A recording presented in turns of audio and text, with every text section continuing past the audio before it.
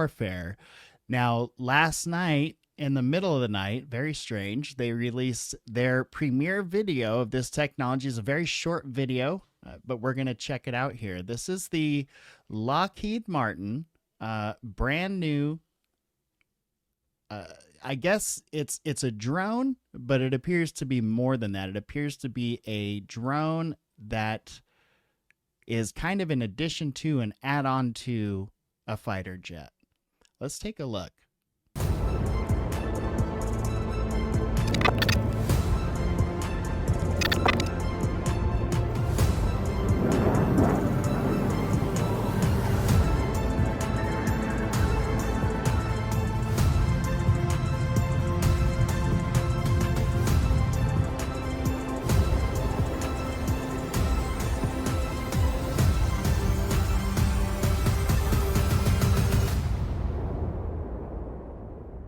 Oh boy, that was that was very brief.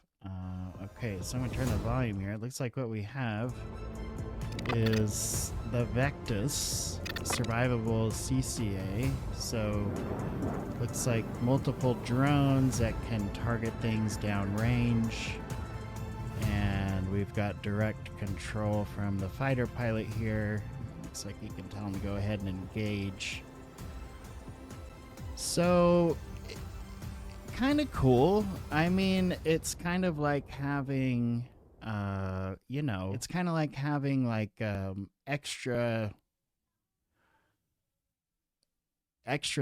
wingmen around you, right? So it's almost like a video game at this point, instead of extra weapons on your actual jet, they're going to be other jets, drone aircraft that are going to be kind of an extension of your fighter aircraft that I'm guessing are using, a very probably advanced AI type of technology. It would have to be very cutting edge, very fast technology to be able to operate in that space.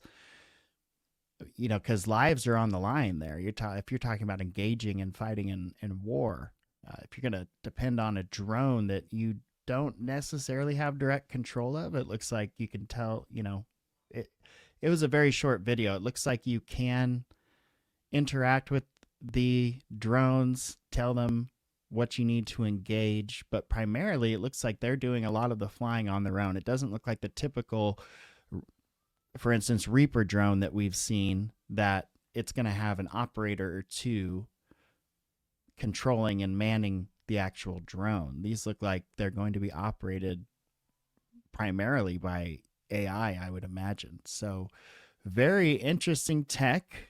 I think it's a brief video, but they can't show too much, right? I mean, they've got to maintain their secrecy, and they don't want to put out there too much of what the thing is capable of, I would imagine, at least not at this stage. But wow, it looks scary. It looks dangerous, right? Who knows how many weapons you can load those things up with. That will be interesting to see. What kinds of weapons, how many can be loaded onto it, what the payload is. Those will all be very, very interesting. It'll be interesting to hear what actual fighter pilots have to say about the technology once they've messed around with it a little bit. So we've got this new headline here. This is stealing some headlines that Trump put an executive order out. I'm not a fan of executive orders, but Trump put an executive order out that basically declared that NASA is now a spy agency. And boy, you have got some folks really irritated with this because they believe this is a pivot away from science and a pivot towards more spying, more intel, counterintelligence, intelligence gathering, whatever you want to call it. But there are people that are concerned. To me, as far as the actual using of their equipment, satellites, cameras, things of that nature, I imagine that's been going on forever. Like, I don't think that that's been some line that we won't cross if we really need to know information. I think if we need to know information and NASA can help intelligence gather information on a certain objective or certain mission, that they're 100% going to do that. If not above, you know, legitimately, then behind closed doors. But either way, same team, they'll make sure they get that information if it's needed, I think. Uh, I don't think this is about, and I'm not alone in this is actually some research I've done. This isn't really about NASA becoming spies and using all their stuff to spy on people. That's not what this is about. What this is about really is kind of union busting. By doing this, by turning the organization and putting them under the umbrella of a spy agency, you basically weaken the ability for NASA and their employees to participate in any kind of collective bargaining agreement. Reporting on this, we can see that, let me go ahead and make this full screen, that basically what's going on here is Trump's labor union EO designates NASA as primarily an intelligence national security agency. What's happening is the executive order issued by President Trump to exclude NASA and other agencies from collective bargaining rights does so by designating them as having intelligence or national security as a primary function. This is quite a departure from NASA's historical status as the nation's premier civil space agency.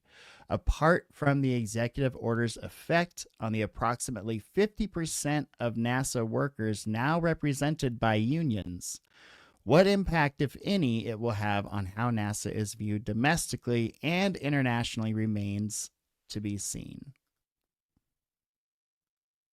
So, what we have here is not about being spies or not being spies. It's about the government being able to pay less for services rendered by their employees, the government putting themselves in a more powerful position when it comes to negotiating salaries. And once again, we have yet another union that has been pretty much crippled at this point.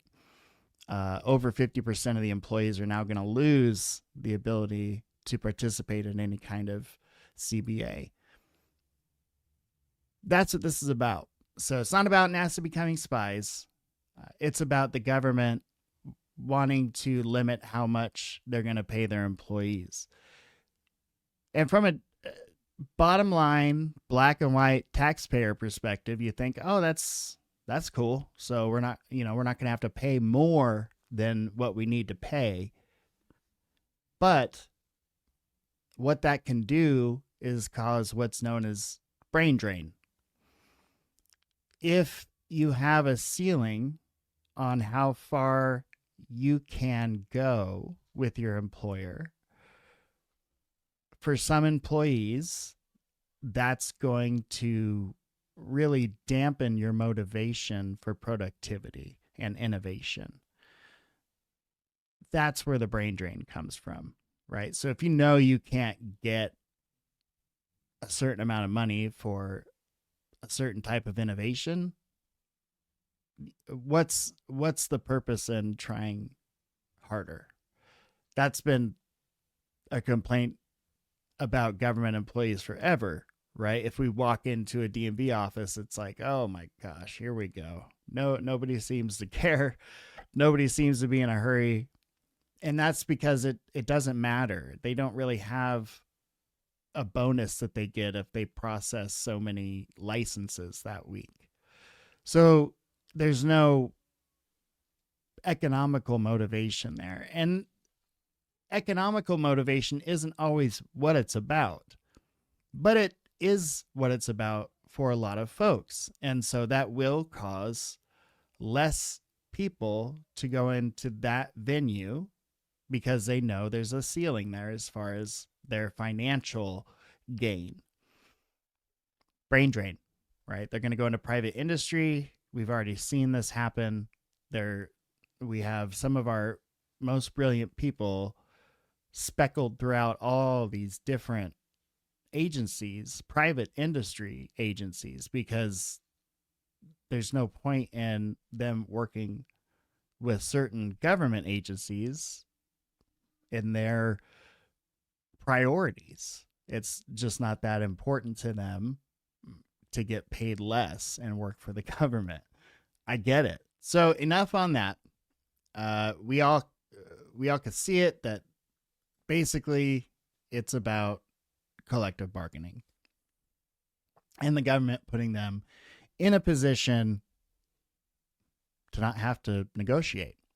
So beyond NASA becoming now technically a spy agency, they're also making some changes to how they're going to work in space. We've always had the International Space Station, and we know that that project is coming to an end. We know that there's only so many years left in that. And so they have made some plans going forward. And I thought this was interesting. I wanted to share this with y'all. Let's take a look at what NASA plans to do going forward. The International Space Station has been a central part of scientific research aimed at understanding the universe around us. But by the end of this decade, its time could be up. Yes, space agencies are working on plans to send the ISS back to Earth's atmosphere in 2030, just 5 years from now. But what ends up replacing it is not exactly clear. Is this kind of like a house here? Why is it nearing the end of its useful life? Yeah, absolutely. What a monumental achievement. This thing has been in space for more than a quarter of a century. And space isn't like, building a house in like the desert or even Antarctica. This is the harshest environment possible. We face daily challenges to keep this station operating. And we've learned a lot about how to stay and live and work in space. Bring it down. So how does that part work? I mean, does it crash into the ocean? What do you mean? Yes. That's basically it, in a very controlled way. So starting in 2030, we will evacuate this space station. It's been continuously inhabited since 1998. So this will be the first time that there'll be nobody on board the space station. Then we'll let atmospheric drag naturally bring its orbit down over the course of a year and a half. And then we'll send up a specially modified rocket to attach to the station and give it one little nudge to send it on the exact precise trajectory to send it deeper into the Earth's atmosphere where most of it will burn up. And then anything that survives reentry will be targeted to a point in the Pacific Ocean called Point Nemo. It's the most remote location on Earth. It's also known as the space graveyard or rocket graveyard. This is where we ditch all the stuff. And now NASA is ready to move to the next edge, to move to the next frontier, to push us a little bit further, while still supporting commercial development of low Earth orbit. And there are many companies competing here, including Blue Origins, including Lockheed Martin. The leader here in this space is Axiom Space, a private company. They are developing a module that they plan to launch in 2027 to attach to the ISS. And this will be a full private module, and then they will detach and then add more modules to it, and it will be twice the size of our current space station. And I heard NASA's even going to there's a theory where maybe they rent basically space on it. Exactly. That's the idea, where NASA becomes one of many customers and partners of a private space station so that we can spend less public money on low Earth orbit, which is a problem that we've already gained a lot of experience in, and we can keep pushing forward. I can't imagine, as bad as I hear rent is around major metropolis cities, I can't imagine how much it would cost to rent a space on the new space station. Probably pretty spendy.